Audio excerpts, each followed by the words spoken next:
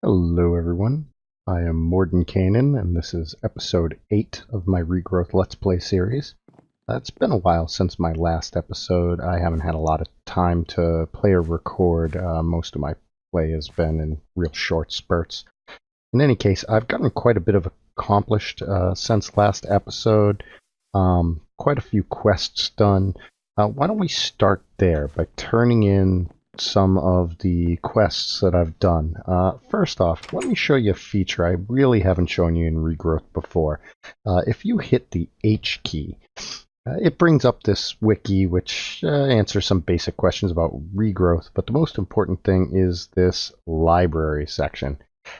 Every book you find, or at least quite a few of them, will show up in the library here, and you can access them from here. It's similar to the bookbinder, but there's no item to have to carry.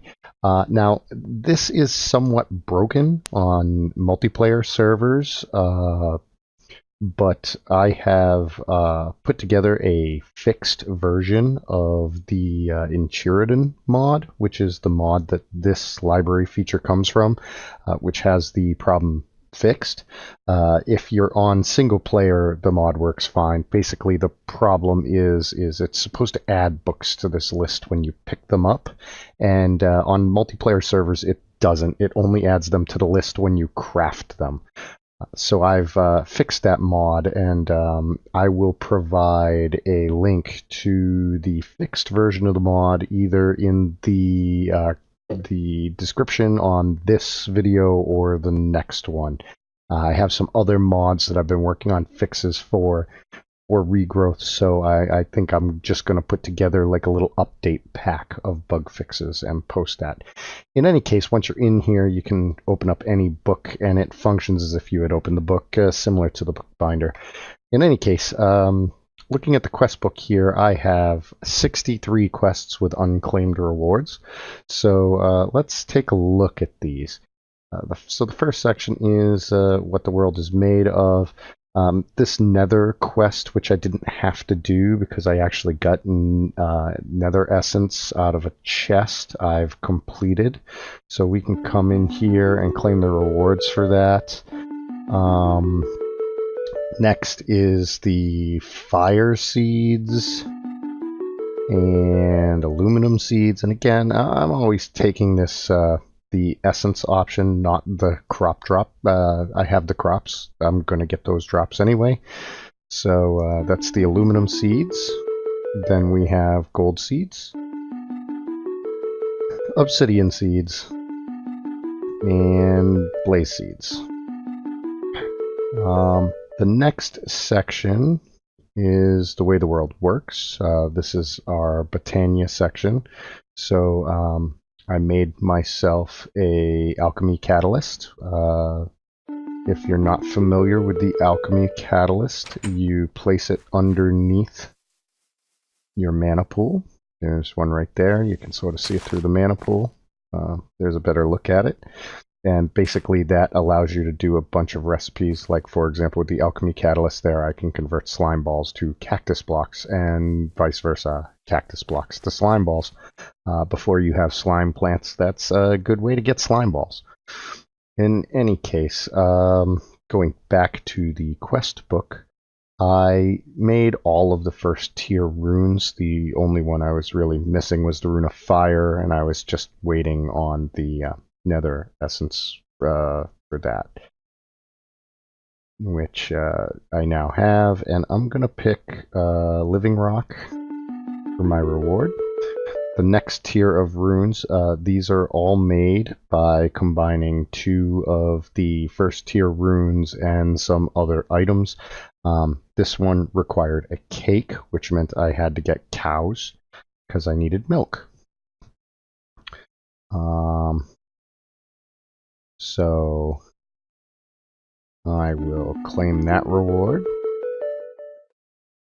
Then the final tier, all of these are 2 of the mid-tier, or a mid-tier rune and a first-tier rune, and 2 mana diamonds, which are simply diamonds thrown in your mana pool to convert them.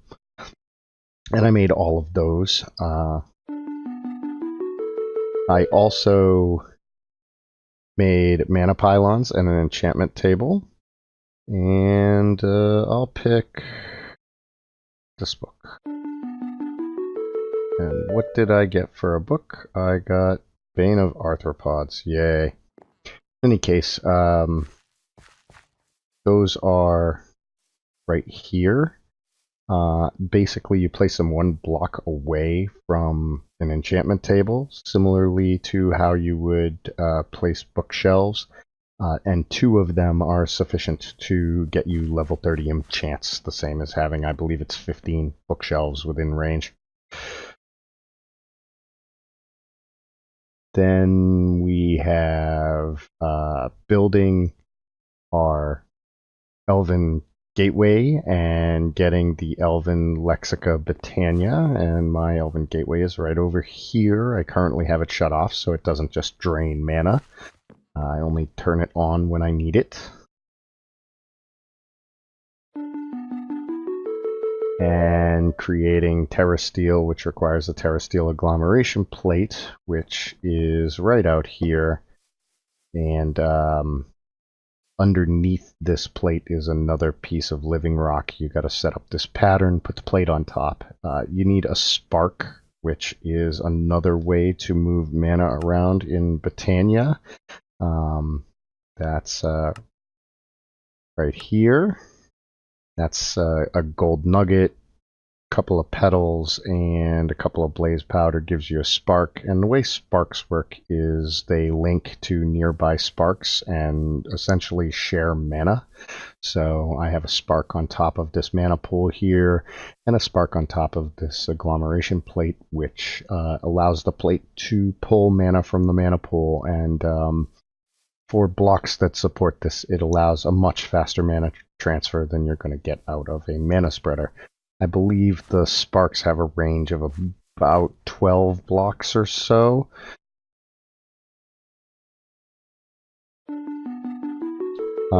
Then we have getting Elementium, Dreamwood, and Skystone. Elementium is throwing Mana Steel into your Elven Gateway. Dreamwood is throwing Living Wood into your Elven Gateway, and Skystone is throwing Living Rock into your Gateway. So I got those. The reward for that is some Elf Glass, which is what you get from throwing Mana Glass through the Gateway. Then it wanted me to create an Elven Mana Spreader. This moves more mana than a standard mana spreader, and a little faster and a little more mana at a time. So I built one of those. Then it wanted me to make sparks and spark augments. Spark augments are very useful. There's something we'll get into a little later, particularly when we start building the mana farm and the automated farming for the crops. But sparks allow you to control how mana, the spark augments allow you to control how the sparks move mana around between mana pools and other items. So we'll be using those pretty extensively in our farm. Then we have What the World Teaches. So a book, The Witch's Distilling, which is the book for distilling things in the still in Witchery.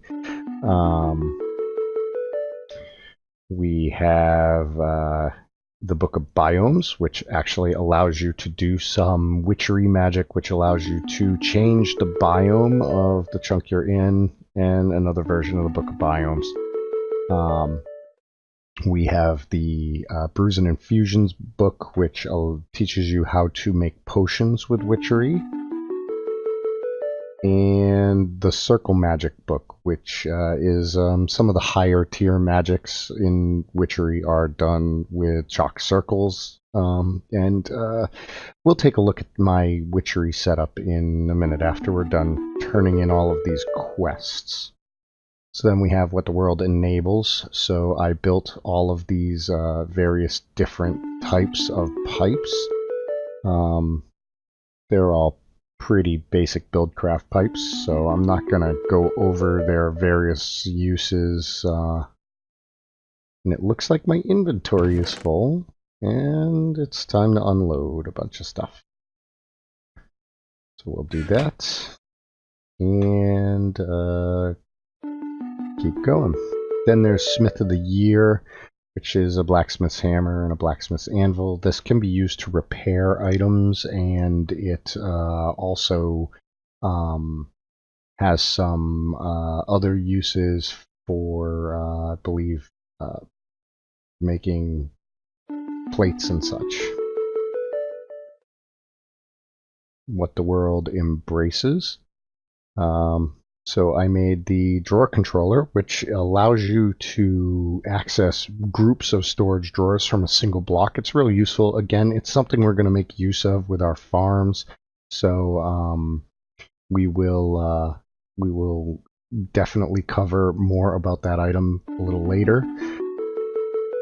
Golden compass, which is the waypoint compass for use with maps in Bibliocraft. It allows you to set a location on a map, and then the compass will lead you to it, similar to how a normal compass leads you to spawn. We'll get into this one in just a second. Now, what the world is built from. So these are further plant seed quests. As you see, I did quite a few of them. So we got emeralds and diamonds and speed seeds, which allow you to make speed potions. Spidey seeds, good for string and spider eyes and such. Creepy seeds, which are for creepers. These are actually somewhat difficult to make because they require this creeper heart.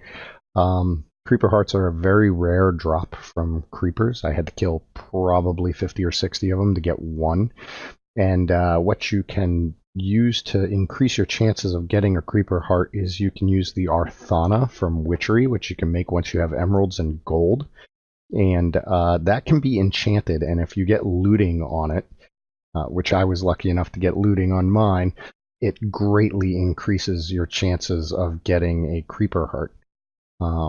And you will need a handful of creeper hearts for the quests in this book, so good to get your hands on some. That said, making the creepy seeds, you can create creeper hearts from creeper essence. Redstone seeds, glowstone seeds, lapis, fragmented seeds, which allow you to make all of the various shards from Thaumcraft. Now, we haven't really gotten into Thaumcraft yet, but that's going to be coming soon, so it's good to have those. Of course, the quest for the stone itself. Now, this quest gives you 3 gas tiers. Unless you've been hunting around in the Nether and gotten a bunch of gas tiers, I recommend you save these. There are going to be some Botania quests that want them. Don't use them for those. Hold off until you can make ghast seeds, which then you've got a plant. I think the ghast seeds take 2 gas tiers. And once you have those, you'll have a plant that you can get as many gas tiers as you want out of. So definitely save those for the gas seeds. Don't waste them on anything else. Otherwise, you'll be headed off into the Nether to kill ghasts. Slimy seeds, which allow you to create essence of slime, which gets slime balls and stuff like that. And the rest of these I'm still working on. Fire resistant, sulfur, night vision, ardite, cobalt, osmium, withering. So these all require me to go mucking around in the Nether, killing withers and finding these ores. And we're going to cover that in a future episode in the near future. Same applies to rutile seeds and the amber and cinnabar seeds. All of this requires Nether resources that we haven't really collected yet.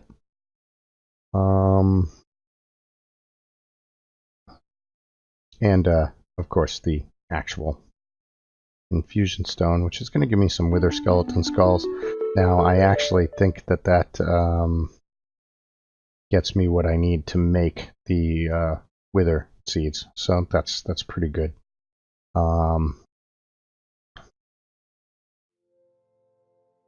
Then in Life of the World, I did a bunch of the eggs. Like I said, I needed cows, and I figured while I was working on cows, I might as well work on the others. So I did the wolf and the ocelots, creepers, again requiring a creeper heart.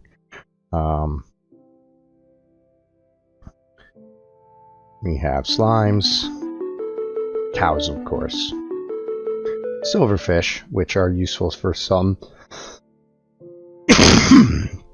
excuse me, some recipes in Witchery. Zombies, villagers, skeletons, and kobolds, or hobgoblins, which will help me get koboldite, which is used for some of the witchery items.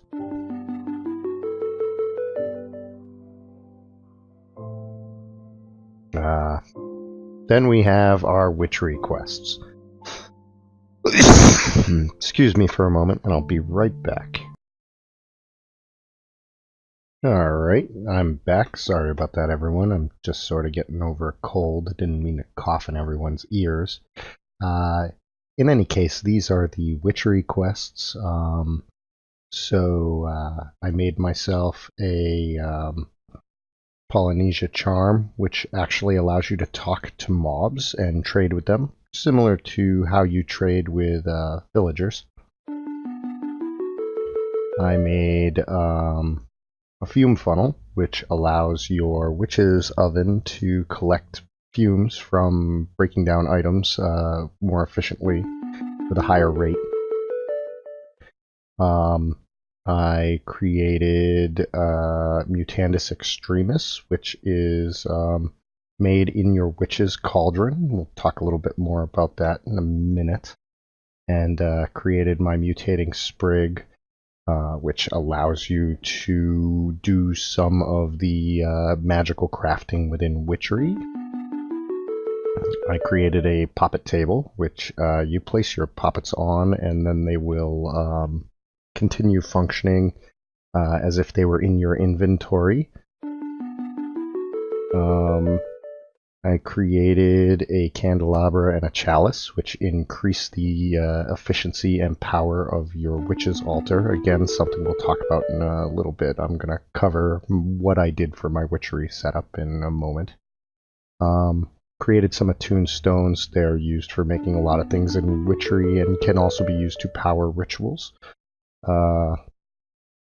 The spinning wheel, which allows you to make magical thread, used in some witchery recipes. Witchery recipes like the witch's hat and witch's robes, which when making potions using witchery allows you to generate extra potions. These require creeper hearts to make, so again, this is one of the reasons why you'll need some more creeper hearts. The kettle, which is used for brewing potions in Witchery. And I guess my inventory is full yet again. So we'll empty that out. There we go. And the distillery, which allows you to further break down the fumes and such you get into other items. It's also used for crafting a few other things. And I'm gonna might as well take some extra gas tiers. Now this puts me in a good place because completing this will unlock Thaumcraft, allowing me to move on to the next magic mod in the game. Then we have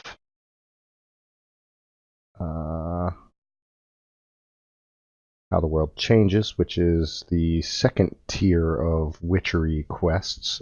So this is about the circle magic and the things you can do with it. So of course to do the circle magic you need various kinds of chalk, which are used to draw the circles. One of the things that you can do with circles is you can charge the attuned stones. As I said, the attuned stones can be used to power certain witchery rituals. In order to do that, they need to be charged. And that almost catches me up on the quests I've completed. Now, going back to what the world embraces, these two quests weren't even there before.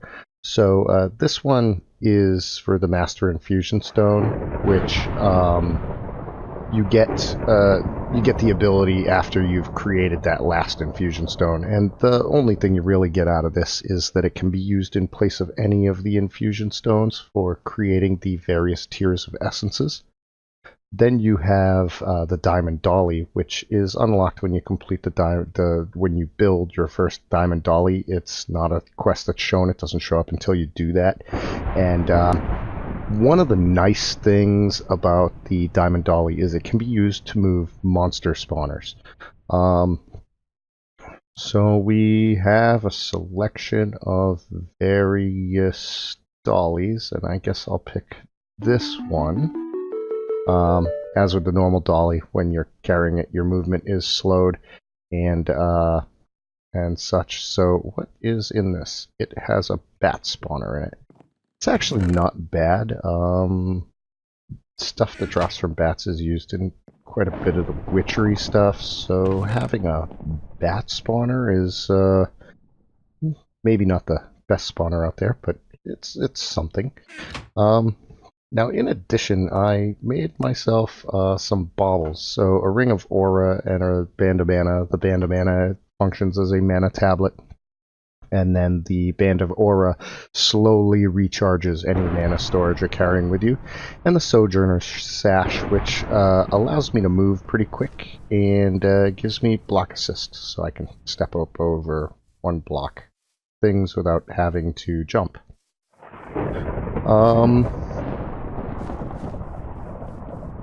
I put together a little quick automatic dispenser for like coal and such to automatically top off my mana pool. I just throw stuff in the barrel and it automatically fills my mana pool. We'll do something a lot better than that in the very near future, probably the next episode. Now, this is my witchery setup. If you remember, I had the little witchery altar over here. Now, the way that witchery works is everything is largely powered by your altar, and your altar gains power from the nature around it. So the more natural things and the more different things that are around it, the more power the altar has.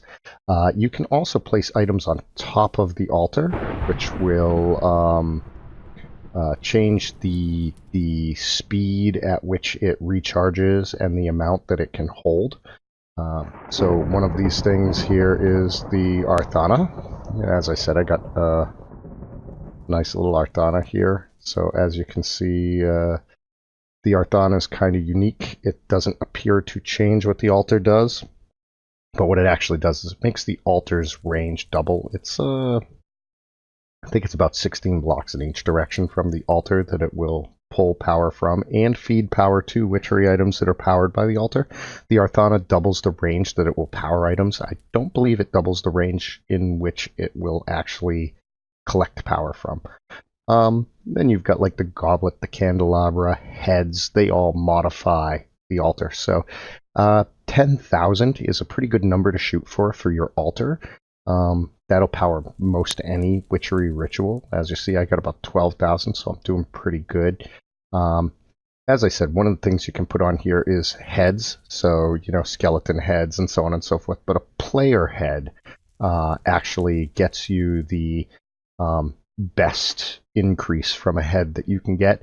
And Vazkey was kind enough to give us kind of a way to do that. Botania has a hidden recipe where if you put 16 flower petals in a petal apothecary, you will get Vazkey's head as an item. As you see, my altar has greatly decreased with the lack of the head, but if I put the head back, everything shoots right back up and the altar slowly recharges. So again, 16 pink mana petals in the petal apothecary gets you Vazkey's head, which if you throw it on your altar, it's a great improvement. I kind of made this this round-ish lake. I'm not super happy with it. I'm gonna work on it a bit more, but I did that with the carpenter's blocks, um, which let me get kind of a rounded appearance to the lake. Again, there was a bug in carpenter's blocks that it did not interact with water properly. You see how the water kind of goes right up on the side of the block. So I fixed that. That's another mod that I will need to put in my pack of mods that were fixed, just to help me deal with the when I run into bugs. As you can see, there's still a little bit of a graphic artifact here. So my fix isn't perfect. It's something that still needs to be worked on. Now, as I said, there's blocks that are powered by the Witchery altar. So the altar's here. Where are all those blocks? Well, I made myself a little room underneath. One of the reasons I like to do it this way is that a couple of the blocks need to have burning netherrack under them to function. Now, with all of those trees and everything up there, as you can see, that burning netherrack's probably going to start a fire. Well, down here, no fire. So we have our kettle, we have our witch's cauldron, we have our witch's oven, our distillery, our spinning wheel. Also outlined where the circles for the circle magic go, and these runes were laid down with chalk. This set of circles here is used to charge a tombstone, so you essentially drop the ingredients, which for charging in a tombstone is simply a uncharged tombstone and a redstone onto this glyph, and then right click it, and it'll do it. Different combinations of rings with different items in the center will have a bunch of different effects. There's 80 something pages and the 89 pages in the book that details all the different rites.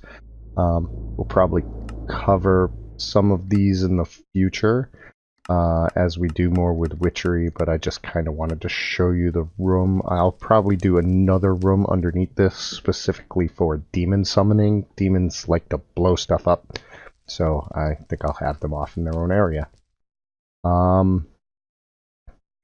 The Witch's Cauldron, an important note with it is it will look, it's not well documented, but in order to fill it before you do any recipes in it, it's 3 buckets of water. So make sure you put 3 buckets of water in there or your recipes are not going to work and you'll be wondering why.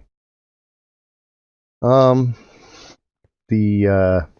I said, the distillery, the witch's oven, you cook things like saplings and stuff and it gives you fumes, and these fume funnels on the side increase the chance that you'll get a fume.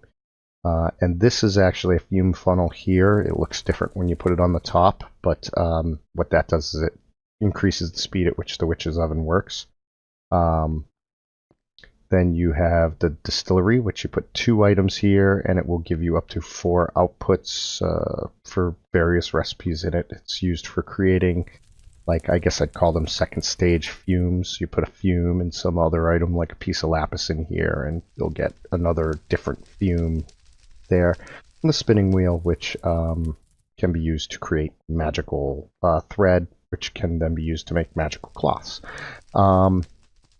This,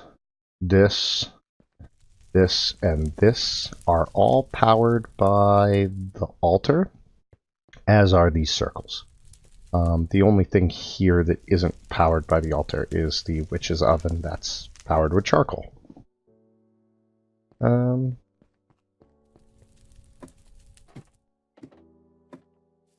So the other thing that I have been working on is preparing to start automating the farming of my crops.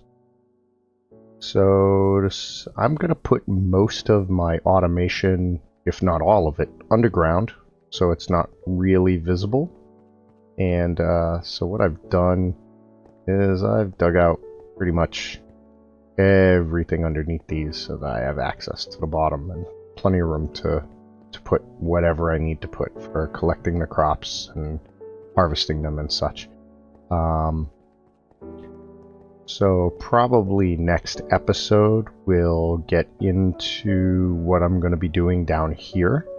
We'll probably start with a automated mana generator, because at this point my auto farming is going to be done all through Botania, so that's going to cost a fair amount of mana to run.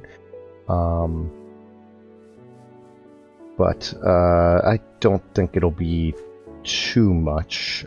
Should be pretty straightforward. So yeah, this is our haul from the quests we turned in.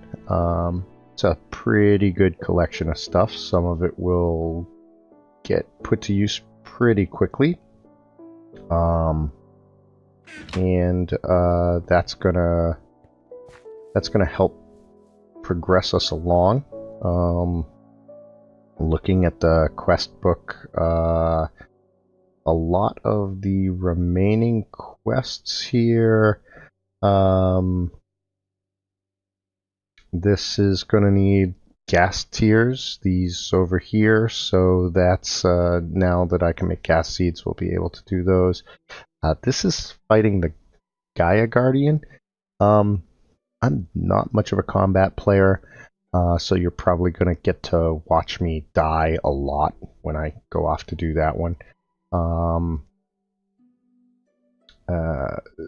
These are books. These are blood magic books, and we're not quite there yet. This one's super high level witchery, which I believe requires, yeah, another star. So once we get to the point where we're killing withers, we can start looking at stuff like that.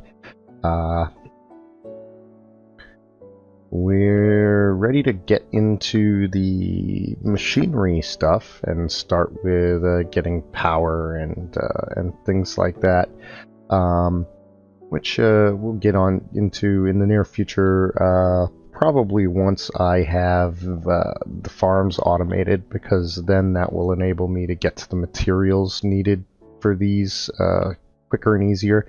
Some of these can be pretty material costly, and some pretty good time investment for some of them too. Big Daddy, this is the diving suit and going and getting like mariculture, natural gas.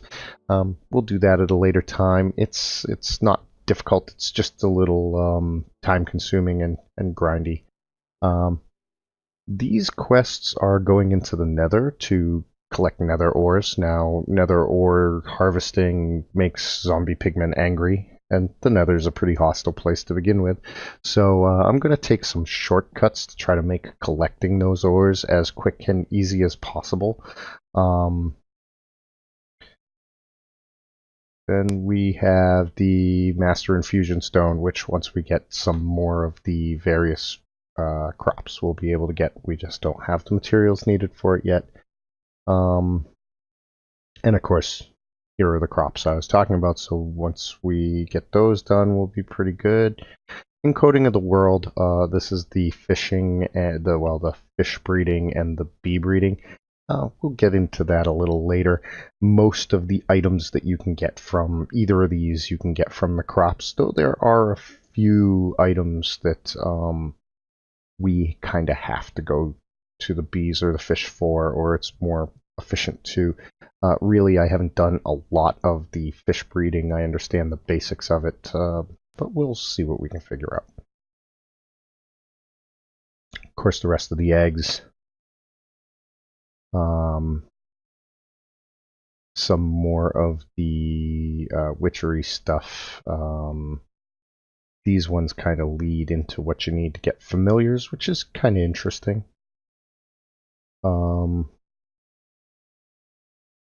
And we have the Thaumcraft stuff, which we're just sort of hitting the point where we can start looking at doing. Though we can't progress very far in that until we gain access to Greatwood trees, which we don't have. Some more witchery stuff, including demon summoning. And blood magic. which blood magic I think is going to require some thaumium, so we got to progress in Domcraft a little bit. In any case, I think that will probably do it for today. I just wanted to get something out, show you what progress I had made, and turn in those quests. In any case, everybody have a good one. I'll see you next time.